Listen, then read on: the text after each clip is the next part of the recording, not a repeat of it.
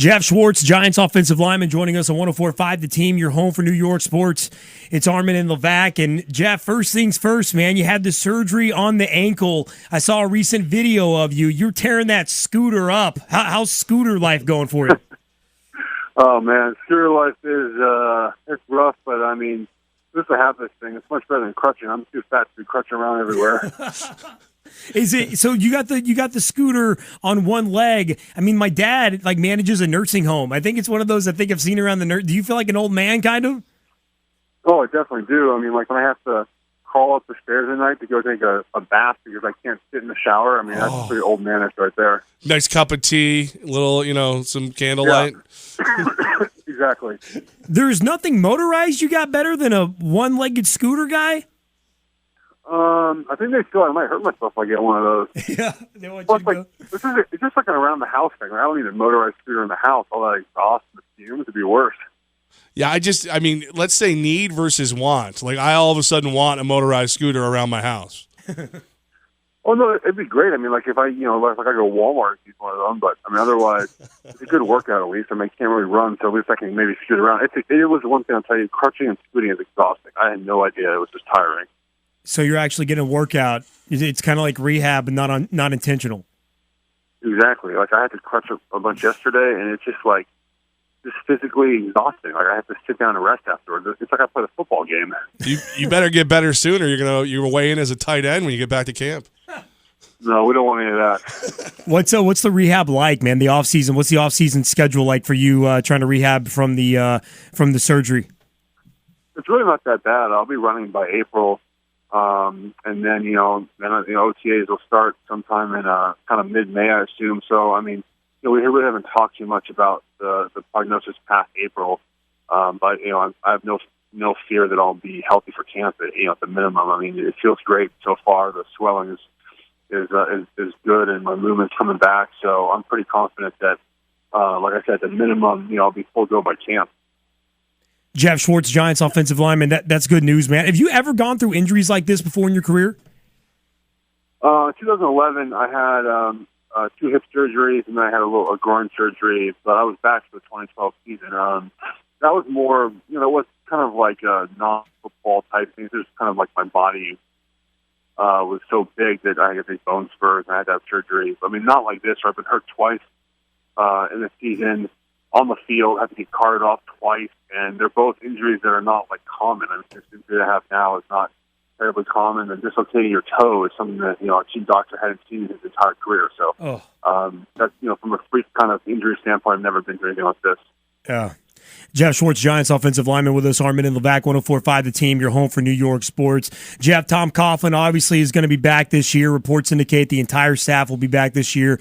As a player, as you guys were struggling during the season, is there ever any thought process of, man, we got to play better, or our head coach might not be returning? Does that ever come to your mind, or those discussions ever had? I think it does. The media in New York, you guys know how it is. You're part of it. I mean, sometimes it gets intense with, calling for coaching changes. But, I think as a team, obviously we want to play better for ourselves first. We want to win, and we want to play well for the organization, and we want to play well for coach. But, a lot of teams that don't play well, the effort's not there, and that was never our problem this year. We were always playing with high effort, and the guys trusted coach. We trusted the game plan. We just didn't finish. We didn't play well. I mean, it happens, and I'm glad coach is back because I know the organization believes in him, and we believe in him, and it's good to see the staff returning. I mean, we had some ups and downs, but we even returned, 75% of the 22 guys that were on IR. That'll give us 3, 4, 5 wins better than we were this year. Geoff, last year you were one of the big free agents that everybody wanted. A lot of free agents on the defensive side of the ball this year for the Giants. What's the process like for them? What happens now? People are calling. How do they decide where to go and all that fun stuff? Well, no one's allowed to legally talk to each other until March, so the tampering period comes into play. But as players, we don't have anything to do with it. Our agents are the ones involved. They talk to the teams. The process will kind of start at the Senior Bowl, at the Combine. Right now, teams are still evaluating themselves, or teams are still in the playoffs. You don't know who's going to be re-signed yet. So that, you kind of have to do your own self-evaluation, self-scouting before you can kind of start approaching free agents. So, last season I was a free agent, and, kind of the combine, we got little hints here and there. I mean, we mainly talked to Chiefs, but my agent, he kind of nosed it around to see what the interest was, and then as soon as that, tampering period opened up, the legal tampering period, he got after it. So basically right now, if you're a free agent, you're just hanging tight. There's nothing you can do, speculate. You just sit tight and see what happens. Nothing you can do. You just have to hang out. It's tough because you just, it's your life. You want to know where you're going and what you can plan on doing. Giants offensive lineman Geoff Schwartz with us on 104.5 The Team. Jeff, you're known as one of the leaders on the offensive side of the ball. On the defensive side of the ball, Antrel Roll is known as a leader. His contract's up. He's going to be a free agent. He might not be back with the Giants. Would there be a leadership void if Antrel Roll were not to be on this team next year? He is a great leader, and he's a guy a lot of guys look up to. Don't really know if that would be the case.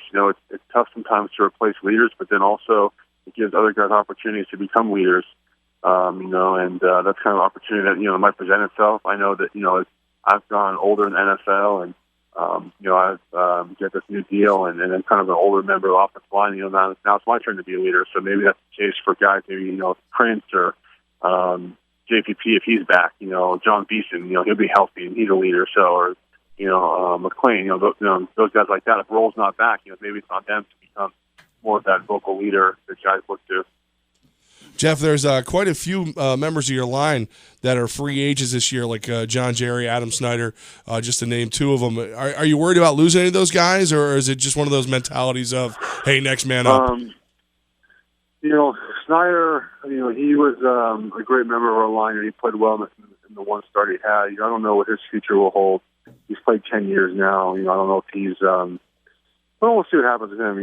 And John Jerry, he's been through a lot. He kind of got an unfair rap with that whole incident in Miami, and he was a 4-year starter there, and he came and started 16 games for us. I expect him to get a good sized deal in free agency. I don't know if that will be with us or with somewhere else, but he deserves to get paid, and I think he will. And like I said, I don't know if that will be with us or somewhere else. I just hope he kind of gets that rap. He kind of gets that monkey off his back. Geoff Schwartz, Giants offensive lineman with Armen and Levack on 104.5 The Team.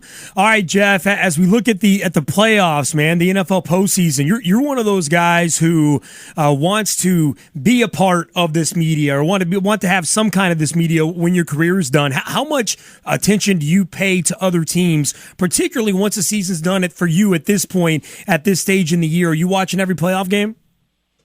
Oh, yeah, I watch every playoff game. I watch the major bowl games. Throughout the year, you watch enough films where you see every team play. So it's kind of fun to watch playoff games and kind of, I have a watch with a little bit of jealousy. I wish I was playing, but that's, it doesn't happen every year. All right, well, perfect. Then you got to explain to us, especially me as a Dallas native, how the Cowboys offensive line, known as one of the best offensive lines in all football, comes out on Sunday and lays a complete egg against this Detroit Lion defense. I thought they didn't blitz, man. What at the beginning of that game? The offensive line for the Cowboys looked like Swiss cheese. How did that happen? I think the Lions, especially Sue, wanted to kind of prove a point. Especially with that suspension that got overturned. And, sometimes it just takes a little bit of time to get kind of in rhythm, and the Cowboys play a little better in the second half. I think that they didn't come out and run the ball as much as I thought they would and try to establish that line of scrimmage. I was kind of surprised by that. Murray's carries he had less carries than he did against Week 17 when he really didn't need to play. So that was kind of interesting. But as the game got on, they got better and ended up winning that game. Jeff, you're one of my favorite follows on Twitter right now. Happen to notice you got quite a bit of attention on your on how you feel about Ndamukong Suh's excuse about his feet being cold, and that's why he didn't know he was stepping on Aaron Rodgers. Yeah, the tweet was more. It was twofold. It was one kind of the excuse was. It's good if he get away with it, good for him. But just more at the whole process of the way it worked. To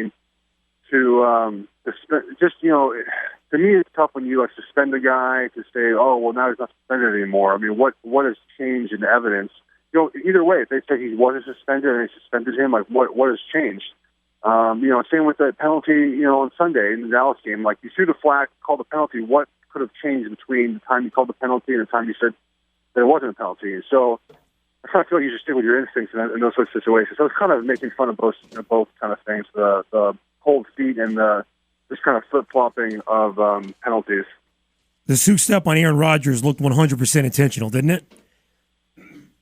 Yeah. Well, I mean, I think that he stepped on him twice. The first one was not intentional.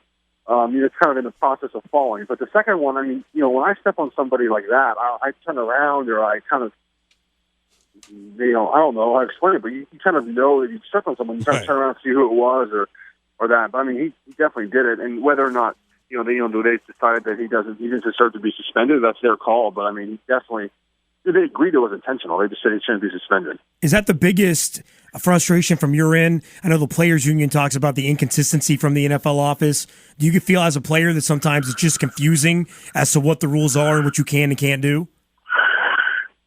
Yeah, I mean, it's, we know there's a personal comment policy and we know we should conduct ourselves in a certain manner. I have no issue with that, that aspect of it. I think you need to act professional. You need to take care of your own business. But then again, when guys get in trouble, it seems to be that sometimes it's kind of arbitrary punishment.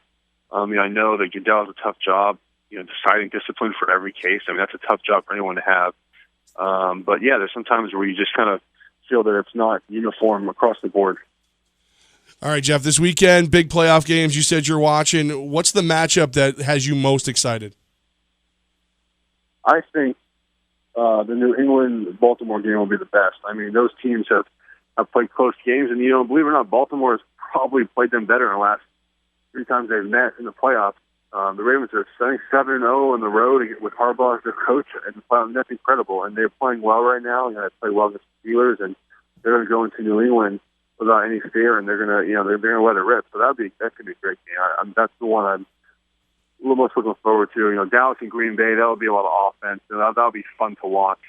As far as there's a lot of points scored, I think, and it'll just be a shootout. Whoever has the ball last might win that game.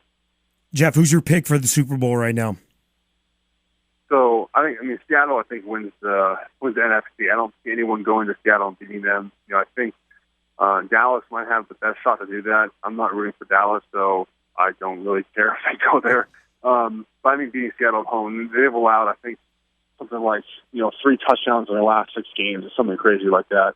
And then in the AFC, I think the winner of the Baltimore-New England game will go to the playoffs. I think Denver they're better on defense. They've added more talent, but Manning's kind of numbers have kind of toughed off a little bit lately. I don't know what that's from, but I think New England or Baltimore will be able to beat them. All right, Geoff. I'm the big guy on the show, and I gotta say, I know you're a little hobbled. You got the scooter and all that stuff. You're at home.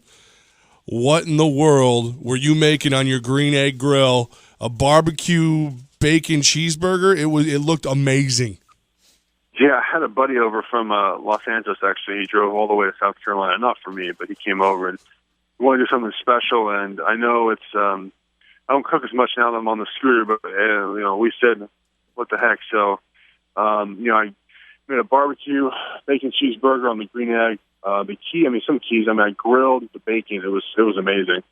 Grilled the bacon, grilled the burgers, Colby Jack on top, and then I made homemade fried onion strings. You kind of coat the onions in buttermilk, put them in the flour, fry them up, put them on top, more barbecue sauce. And then I didn't put this on my film. It's on YouTube. If you want to look it up, Geoff Schwartz is my YouTube channel. That's my videos at. I made homemade potato chips, too. They were just incredible. So it was a good meal. I was pretty proud of myself. See, now this is how you're going to not be a tight end by the time the season starts. Just stuff like that, my friend.